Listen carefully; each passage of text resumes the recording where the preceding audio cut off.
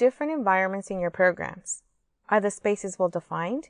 Do you separate quiet and noisy activity areas? Is there a space for alone time?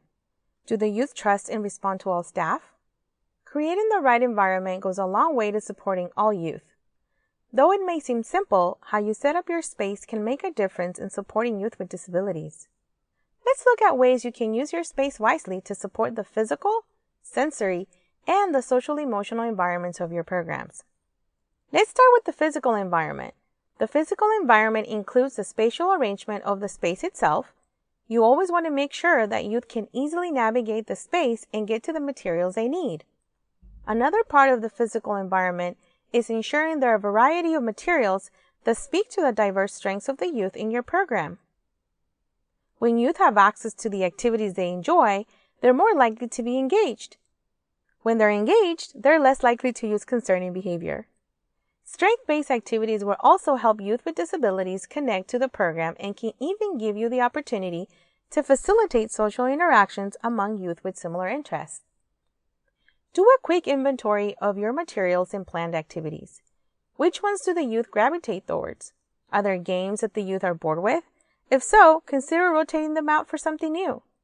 Also, pay attention to youth strengths. There might be some things that youth is really good at, but the materials and planned activities don't match up to those strengths. If that is the case, brainstorm new activity ideas that could help youth shine. Finally, get the youth involved in choosing new materials and plan new activities. Consider making a comment box for youth to contribute their ideas, and be sure there are ways for youth who have difficulty writing or putting their ideas on paper to contribute.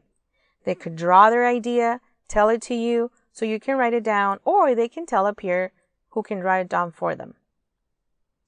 Now let's discuss the sensory environment. Sensory processing refers to the way that our body receives messages from the senses, like touch, tasting, hearing, seeing, smelling, feeling, and moving. These transmit the messages to the brain and puts them into actions. Successful completion of everyday tasks requires processing sensory input or sensory integration. Sensory processing challenges may exist when sensory input does not get organized into appropriate actions. Youth with sensory processing challenges might be clumsy, crash into people and things, break toys unintentionally, avoid messy activities or seek messy activities, or avoid some movement activities. Because the signals coming in through their senses are not organized, it makes it difficult for them to consistently respond to the environment in predictable ways. There are a variety of environmental considerations that can support youth experiencing a sensory overload or those who need more sensory input. Think about having flexible seating, yoga balls, beanbag chairs, or wobble stools that can provide a different type of sensory input that helps youth participate.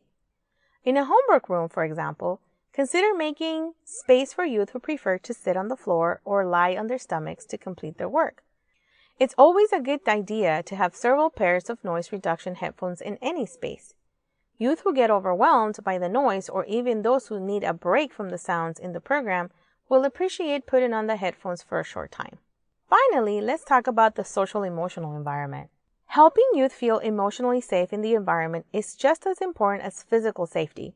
Quiet or chill spaces give youth the opportunity to practice self-regulation skills. Involve the youth when designing chill spaces. Talk to them about a time when they were too upset to think. Let them know that everyone feels that way sometimes. By taking some alone time, we can help ourselves feel better. Then, when we feel better, we'll make better decisions about taking care of ourselves and others. Think together about items you can have in those quiet spaces. Perhaps pillows, books, drawing materials, and soft fidgets. These are items that can promote self-regulation. Once the space is set up, you can teach youth how to use it. It's okay to suggest that a youth go to the quiet place, but the goal is for them to learn when they need it. So include a discussion time about the space. Include it in your lesson plan. Ask youth, why might you use a quiet space?